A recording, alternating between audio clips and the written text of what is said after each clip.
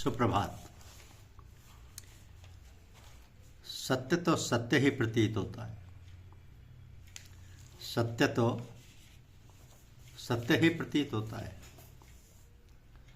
महात्मा आनंद स्वामी एक बार कई वर्षों के उपरांत अपनी करुणामयी जन्मदायिनी माँ से मिलने गए। स्वामी जी जब दरवाजे पर पहुंचे तो बूढ़ी माँ बोल उठी, आ गए बेटा। ये सुनते ही स्वामी जी ने अपनी बूढ़ी माँ से पूछा, माँ आप तो अत्यंत बूढ़ी हो गई हो, शरीर निर्बल हो गया है, आंखों की ज्योति भी अब मंद हो चुकी है, फिर मुझे आहट से ही कैसे पहचान लिया? माँ ने कहा, तेरे कदमों की आहट से पहचान गई कि यह आहट मेरे लाल की है।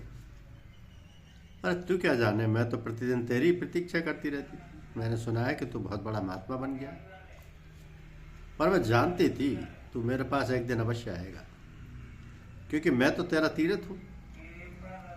तब आनंद स्वामी जी ने कहा, माँ आप तो ईसा मसीह जैसी बातें करती हैं। उन्होंने भी कहा था कि तुम्हारा स्वर्ग तुम्हारी माता के चरणों में है।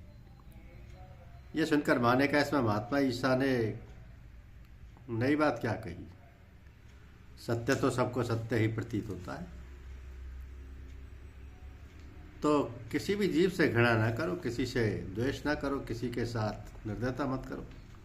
ये दोष है, पाप और सर्वथा त्याज्य है। यूँ तो अनुराग और दया भी बंधन कारक है, परंतु उनका उपयोग भगवदर्थ कर्तव्य बुद्धि से करना चाहिए। किसी बात पर हट मत करो। शरीर मन वाणी से चपलता व्यर्थ कार्य ना करो।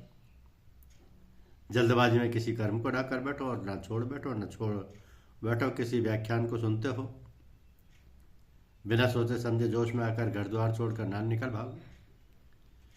यूं भागने वाले जोश उतरने पर प्राय पीछे बहुत पछताया करते हैं। किसी आरंभ किए हुए काम को जल्दी करके ना बिगाड़ो। जो कुछ करो व्यवस्था, धीरता, नियम के साथ श्रद्धा सत्कार पूर्वक अच्छी तरह करो। न बीच में अटको और न घबरा कर छोड़ो। दूसरों के दोष ना देखो, दूसरों की निंदा ना करो। परचर्चा का सावधानी से त्याग करो, क्योंकि साधना के विघ्न बहुत से हैं। उनमें आहार दोष, अस्वस्थता, आलस्य, प्रमाद, पुरुषार्थहीनता, अश्रद्धा, कुतर्क, अधैर्य, निश्चय, अनिश्चय, संशय, असंयम, असहिष्णुता, पवित्रता, अपवित्रता, प्रसिद्धि, पुजवाने की इच्छा, मन की चाह, घृणा, द्वेष, निर्दयता, दुराग्रह, चपलता, जल्दबाजी, परदोष दर्शन, परनिंदा, परचर्चा, बाहरी वेशभूषा, विवाद या शास्त्रार्थ, शरीर के आराम की चाह, विलासता, दूसरों से सेवा कराने की वृत्ति, लोक रंजन में रुचि, कुसंग, साधना के प्रतिकूल या साधना के अनावश्यक साहित्य का अध्ययन, माता पिता गुरुजनों का तिरस्कार आदि, इनसे दूर रहो, उनको भूल जाओ। धन्यवाद।